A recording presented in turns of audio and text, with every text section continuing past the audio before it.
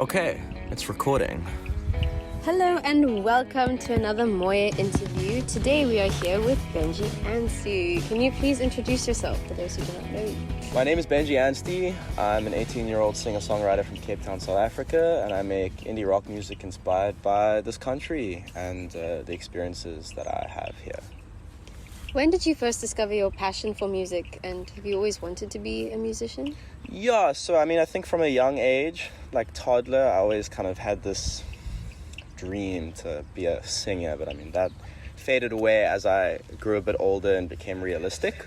But then in 2017, I started playing the guitar, and in about 2 years later, I started kind of writing my own songs and realizing that this is something that I really relate to and that I can articulate my thoughts and feelings like quite nicely through that. And then I started in 2020 like recording and releasing some music and realized that this is something that I'd like to do as a profession. Which instruments do you play and do you hope to learn in the future? Yeah, so I play guitar. I've been playing for about 5 years, and I dabble in piano. I've been playing for 2 years, but it hasn't really taken off. And I also play bass guitar and I sing. But I'd like to learn saxophone because that is the most beautiful instrument on the entire planet. Yeah. It would perfectly fit into your musical genre as well. I think it would. A lot of the music I listen to has got saxophone in it. It kind of allows me to articulate like non-spoken feelings. I see. Yeah. It is a very emotional instrument. Yeah. Who are your musical role models? Yeah, so Ed Sheeran all the way. Okay. Interesting No, choice. I joke, but he was the reason I started playing guitar. Not embarrassed to say, but it's a bit funny. Because, I listened to him and I kind of heard that it was a bit more guitar-centric and I was learning to play, and so I could kind of relate to it and say, okay, well, I can write music, or I can play music that's based around this instrument. And then in about 2019, my family and we went on a tour in East Africa. We spent about 6 weeks traveling and also like working within some communities. And I spent a lot of time listening to Johnny Clegg on those long 12-hour days of just driving and looking at the landscape. And I could really relate to it. Here's a white South African making like very South African music, and he's relating to the culture of this country in a way that's unique and his, and it held some personal value as well. I know my parents, they went to study in America and they were listening to Johnny Clegg and basically turned around and said, we need to go back. This is, we feel South African, we feel part of this. And it took it takes a lot of inspiration from African guitar sounds like Maskandi, and that then kind of bled into some of my other influences, which have been Beatenberg and Albert, which are, again, South African bands with uniquely South African sounds, taking inspiration from African genres and putting their own spin on it, which I think is great. I think it's unique about this country and this culture. I've also listened to a lot of Afro jazz, some of the jazz legends of South Africa like Winston Mankuku Ngozi, Carl Shepard. There's a young jazz musician called Shane Cooper, who's a graduate of UCT Jazz School. He's got a band called Mabuta, which creates new wave Afro psychedelic fusion jazz, which have all kind of influenced the way that I write and interact with music. So have they influenced the creation of your jazz, blues, psychedelic rock band? Yeah. So that kind of came from the first band that I was ever part of in 2018 maybe even. A couple of my friends and I, we decided to just start playing together, form a band, play for the grandparents' tea at school and a couple of the markets. Oh, nice. Yeah, it was cute. And it was a bit intimidating to play with other people. I think that is the biggest thing for musicians when you're learning, is to play with other people. But that taught me that I love playing with and for people. Like, it allowed me to explore the love I have for the connection that music brings with it. The connection on stage, where it be unspoken and musical and energy and feelings, and it's almost spiritual, versus as well the interaction you have with the audience and watching them react.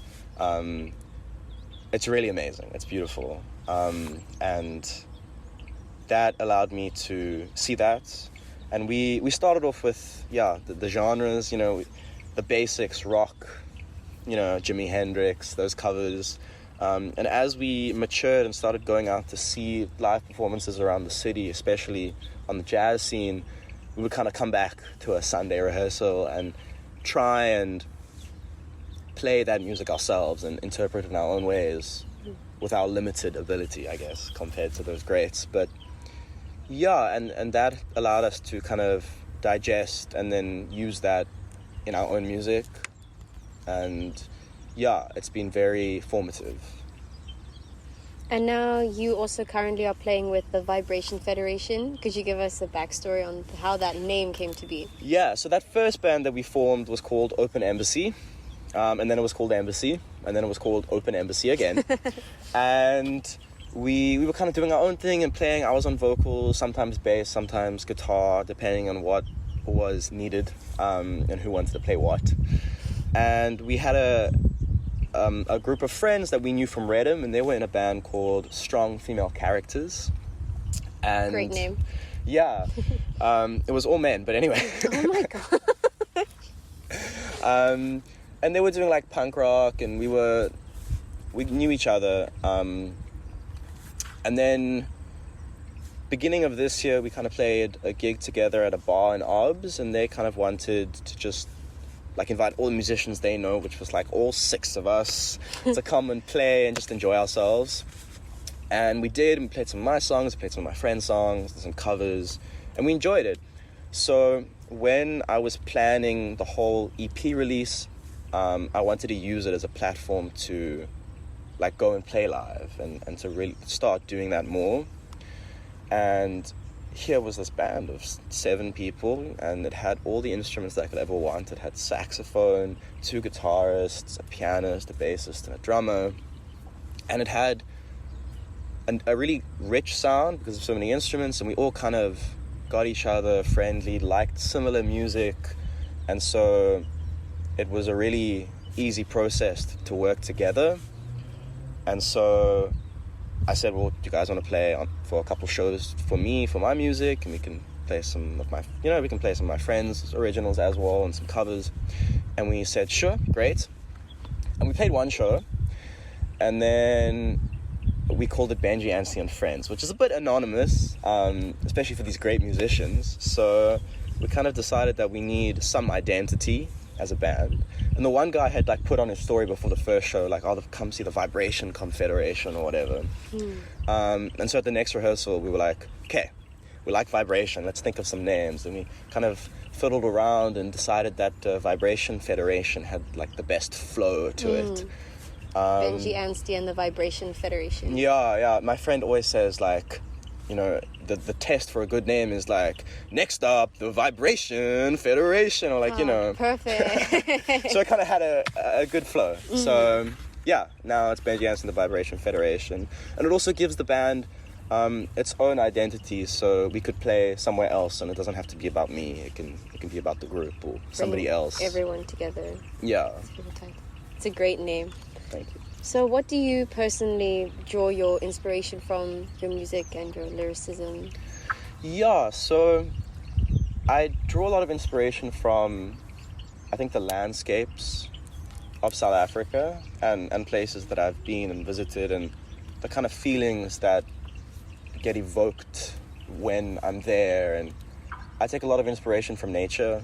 It's a place that I can think and reflect. I don't tend to write in nature. I tend to do what I'm doing, if it's like hiking or just away, and then come back to, my safe space and then reflect on that. My first released song was called On the Road Again, and I wrote it during the hard lockdown in 2020. and it was kind of like exploring this yearning to just escape not the prison, but the lockdown city. And my friend's got a farm in the Groot Winterhoek region, northwest of Cape Town, and it's just this like mountain valley that's full of fynbos, and it's really beautiful and idyllic. So I wrote about kind of the journey there, and then being there, and that desire to get out. And I found that I could articulate and describe like quite well, like that just felt quite natural. So then I wanted to explore that more.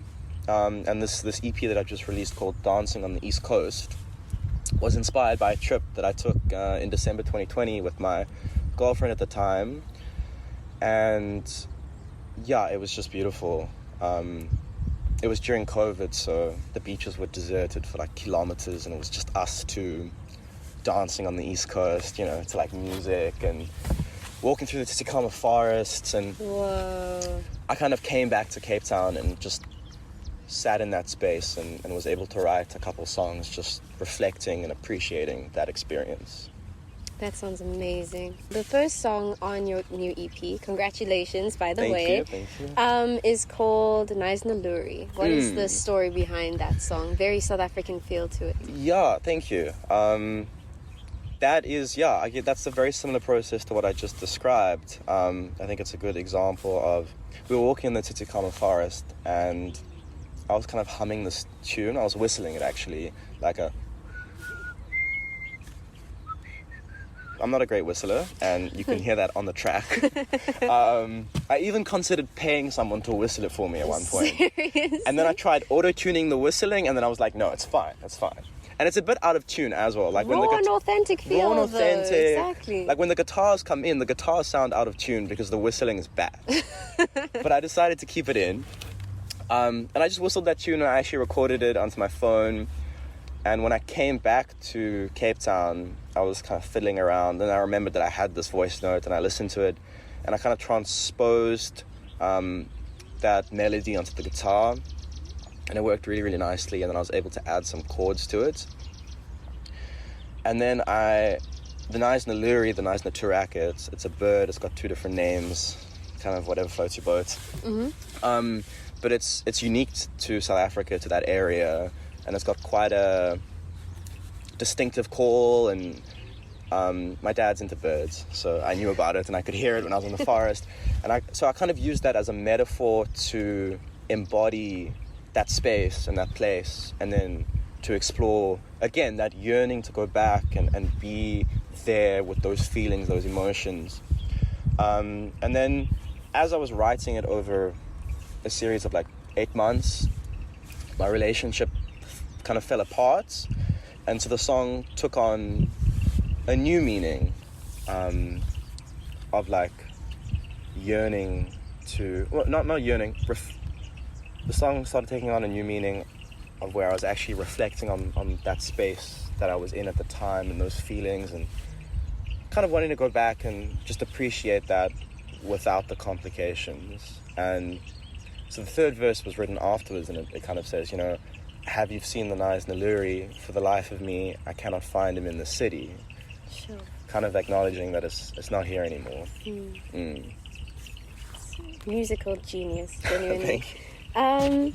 So do you believe that your best work comes from more of a sense of home, sense of emotion, or is it a various, because in terms of like your South African influence, or would it be more of a personal connection rather than? I think that I write when I feel comfortable. Like, so when you say home, like that's what I feel like. I write when I'm at home, when I feel that I have time to sit in my feelings and like what I'm experiencing, and it helps me make sense of that. Okay. And I find it quite comforting and it kind of helps me organize my head. Because creating is a very vulnerable position, so then being at home, I'm sure. I feel quite vulnerable sometimes when I'm like showing off a new song and the lyrics. And especially recently, you know, it's been dealing with maybe a more difficult time in my life. So the lyrics are a bit more raw. But I also feel quite strong that I feel quite strongly that like this is what I need to put out. You know, that I would like my music to be art, and this is how I can do art. So let me paint a picture of what I'm seeing, what I'm feeling through music. So your music already encompasses quite a few genres, but are there any genres that you haven't touched on yet and that you would like to touch on? I would like to learn a bit more about Maskandi guitar. That's the kind of African guitar that you hear on a lot of Johnny Clegg and Zulu music. I've read quite a bit about it. It's a bit lost in Cape Town because it's not really part of the culture here. It's a Zulu guitar music. But I would like to learn more of that. And I'd also like to write more music inspired by Afro jazz. I think that although I appreciate it, I take a lot less inspiration from it. I think I take a lot of like indie rock, alternative rock, and then try merge that with the South African influences I like. Talk me through more of your creative process. Is it more of a set time, or is it bursts of inspiration that then encourage you to write? Yeah, it's bursts of inspiration, often after something that I found inspirational. Okay. And that can be like trips or experiences, relationships with people. It kind of comes very organically. As I said, like for Naisnaluri, I was in a forest and that melody came to me and that sparked a whole song. Other times, it's just experiences that then I come back. What I often do is I noodle on the guitar because I feel quite comfortable on the instrument, so then I can kind of freely explore. And I'll think about music that I've been listening to that I want to not mimic but embody and kind of recreate. And I'll kind of come up with something, and then once I have that, I usually record it into my computer. I've got like a little mini studio, bedroom studio cool. At home. So I'll record that. Yeah, exactly. And so I'll kind of record that into my computer and then listen back to it and start thinking of like some melody ideas, and either that'll become like a synth or saxophone part or a lead guitar, or I'll start thinking of lyrics. And often what I do is I see what feelings come up inside of me when I'm listening to that piece, that little riff or whatever, and then start to create lyrics based on that. One guitarist I really love is John Mayer, and he kind of said, he was on a radio interview once, and he was saying like a lot of his songs he just starts playing and he just starts singing like the first thing that comes to his head, you know, and then he'll roll with that and start building from there. And that I try to do, and that helps me like kind of get a place to start, and then I can start constructing from there. I see. I know we've touched on this before, and how the COVID-19 pandemic, how it impacted your music, but do you think that it gave you like space and time to go deeper into music? Yeah, I don't think it was something that I took as seriously. I think it's something that I really enjoyed, and you know, every now and again I'd go out and see music, and you know, my parents would take me to the National Arts Festival or to these different places to experience culture and music. But when I had so much time in lockdown, I started exploring the production side of music, and using it as a writing tool. I was able to use that time to develop my own creative flow and kind of get my system together to enable me to create. Because all my music is produced, recorded, engineered by myself. It's just me at home with my guitar and my computer. I get a friend to come over and play bass. Otherwise, I'll program the drums, I'll record the vocals. I have a teacher at my school who is a great producer, He also plays with wow. Springbok Nude Girls and Arno Carsten, so he's quite established in his own right. And he taught me some like basic mixing skills and worked with me, gave me some great feedback. So I was able to use him as like a springboard to listen and critique. And yeah. That's cool. I don't remember what the question was. so that helped me like start creating. So you've been touring around Western Cape. It's very impressive to see all your shows being lined up. What has been your most memorable performance so far? Yeah, so my goal for the year was to start playing live. That's what I said. Like, I've released some music, I've had experience doing that. The next stage of my career would be to start performing, start building those skills so that when I enter the university world, when I enter the actual music industry, it's not like a new experience to me. Like, I kind of have an idea of what to expect. Yeah. So started the year playing some like open mics and playing 1 or 2 songs here and there of my own. And then we started playing with the band. My most memorable show was we played at the Armchair Theatre about 2 weeks ago.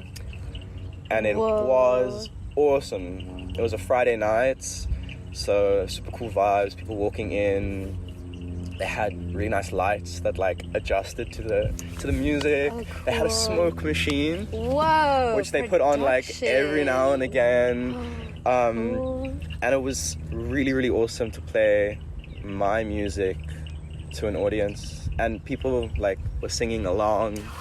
How does that feel to have people sing along to your lyrics? It's pretty amazing.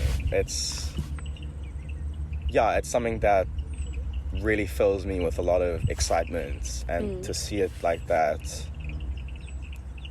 I don't think I imagined that. Like, that is super unique and inspirational to see, and I mean, just everything about that, I was like, this is what I want to do. Like, this is great. And I think we packed out the place, you know, it was great. Cool. It was a very nice vibe. Jersey break.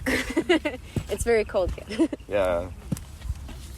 It's a nice jersey. Thank you. Is it thrifted? It is, an Obs. Nice. Check out Observatory. We need to go to Observatory. We have to go to so many places. We need to go to so many places. Okay, cool. So we're back. Your album covers are really, really cool. Thank you. Do they have a particular story behind them? Yeah, each one, I guess. The first one, On the Road Again, the friend who has the farm, he's also a really, really talented photographer, videographer. He did an incredible music video for one of my friends. Whoa.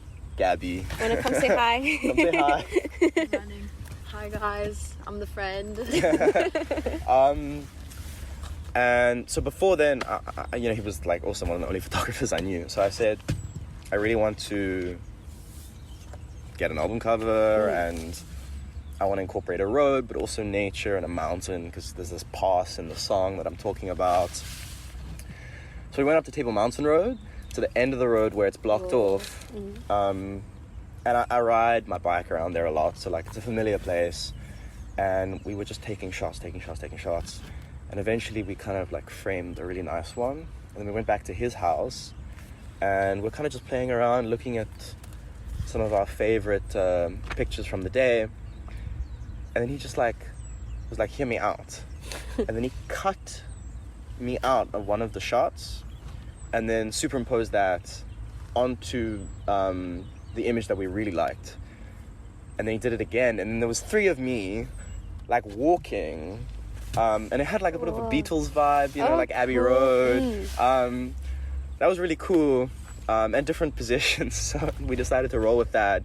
People would ask me, oh, who's the other 3 people? Who's the other 2 people in the image? And I'd be like, no, it's just me. And then for direction, it was like a few weeks before the song was going to release, and I didn't have a cover yet. So we kind of went up into this park near my house, and we were kind of just playing around, and we took a whole lot of shots on the bench and with the mountain, whatever. Again, similar in nature. And then right at the end, we were like, let's put some stuff on the table, like let's make it interesting. And we began putting rocks just to make it look natural. And Oh, then cool. it occurred to us, hang on, Direction was the name of the song. And a cairn is like a pile of rocks that indicate where the yeah. path is when you're hiking. I see. So we put a pile of rocks on to make a cairn, and then I was like looking in the direction of the cairn, and then it's like this little ode to an actual direction and like directing, which is also what that song is about, you know, like relationship and me feeling like I have like guidance and like I feel like I have a direction now, like I have something that's driving me forward. I see. And And the most recent one? the most recent one, Dancing on the East Coast, was the first time I worked with like an artist to make the cover. I met this producer. This producer had a friend who I followed on social media, and he was posting some very cool stuff, graphic designs, with like Harry Styles and lots of different things that he was creating. And he created this one piece that had like a Japanese 80s city pop aesthetic. Oh. And I really liked the colors and just the overall vibe. There was like an ocean with a beach and then the city, and it was like purpley and pinky, like a twilight. It spoke to me a lot. I was like, this is very pretty. So I actually got some inspiration from that, like some references, and I went and grabbed some more of that 80s city pop aesthetic, created like a little document explaining that I wanted to include like a beach and someone dancing, because like dancing on the East Coast. And then I DM'd him saying like, hey, would you do a commission for me? And he said, okay, I've never done one, but let's do it. Oh, cool. So I sent him all of that, and then he came back to me with something completely different, which was the art. And he used like an Art Deco style and used like warm orangey and yellow colors, and I was just like, this is perfect. Like, he understood what I was trying to do. I'm not an artist, so I don't know how to articulate it, I guess. And he was able to take my vision and just turn it into something that was really beautiful. And yeah, I was so pleased. So It's a beautiful cover. That's my favorite one. thank you. It's Naisna. It's a picture of Naisna that he then cartooned and then put the text and the names of the songs. It's such an amazing cover. How are you juggling music and matric at the same time? Because I did not know that you're in matric. I thought you were out of school and had more time now, but now I find out that you are middle of the year. So it's a lot. I don't know. I find that music, it almost like invigorates me. It like energizes me. It gives me, it doesn't feel like I'm working hard when I'm working on the EP, when I'm getting my release ready, when I'm planning gigs, chatting to people about shows. That feels like a passion project. Like that's something, and it's for me. It's what I want out of it. And then school is just school. Like I'm getting ready to be done with it. Regretting physics as a choice. I'd be too. I'm gonna be honest. Yeah. I mean, if I had known that I was gonna be studying jazz, I wouldn't have taken physics. But I think that the music's gonna have to take a little bit of a back foot for the next couple months. Did you delete the first video that we had? The very first one where it stopped.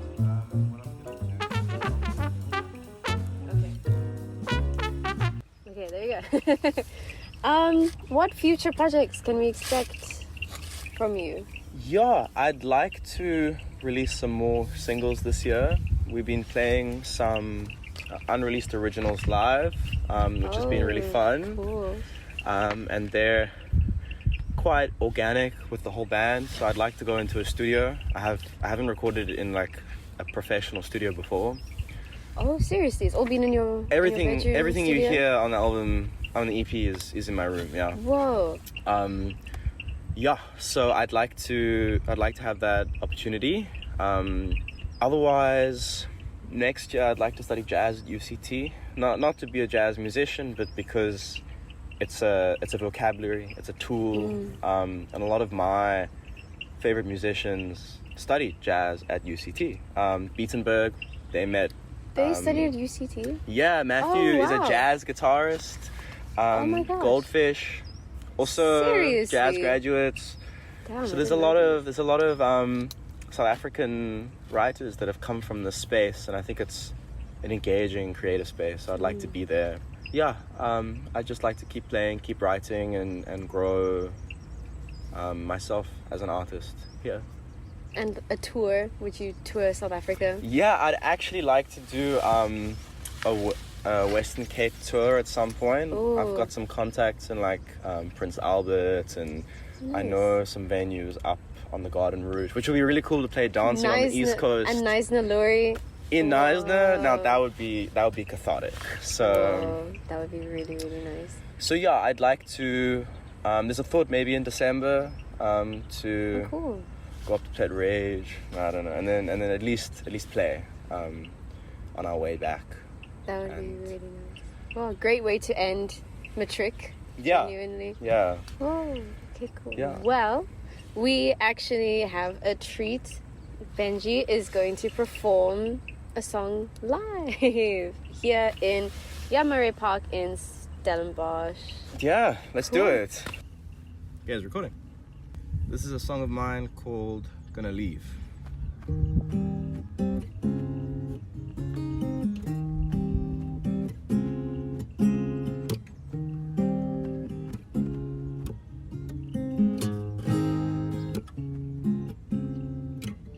Don't you know out love's been feeling hard?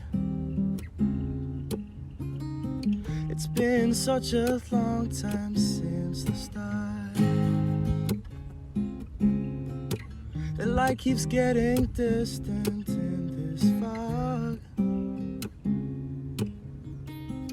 More and more I think we're getting lost. Hold me one more time before the storm comes. Hold me one more time, 'cause I know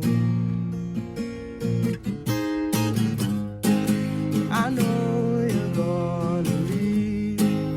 I know it's fine by me. So if I know you're gonna leave, tell me, why do I feel this way? I know you're gonna leave.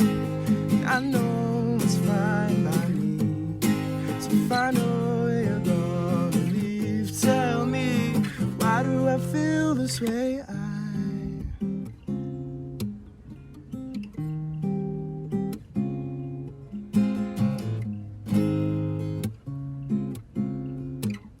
Don't you know that we're both getting hurt? The more we try, the less it feels to work.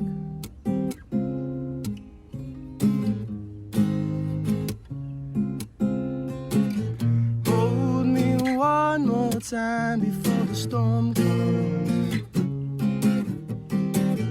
Hold me one more time, 'cause I know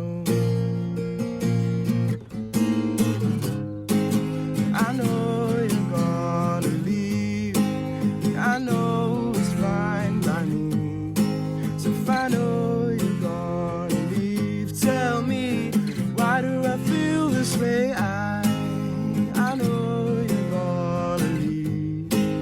I know it's fine by me. So if I know you're gonna leave, tell me, why do I feel this way? I know you're gonna leave, and I know it's fine by me. So if I know you're gonna leave, tell me, why do I feel this way? I know you're gonna leave, and I know it's 'cause of me. So if I know you're gonna leave, tell me, why do I feel this way?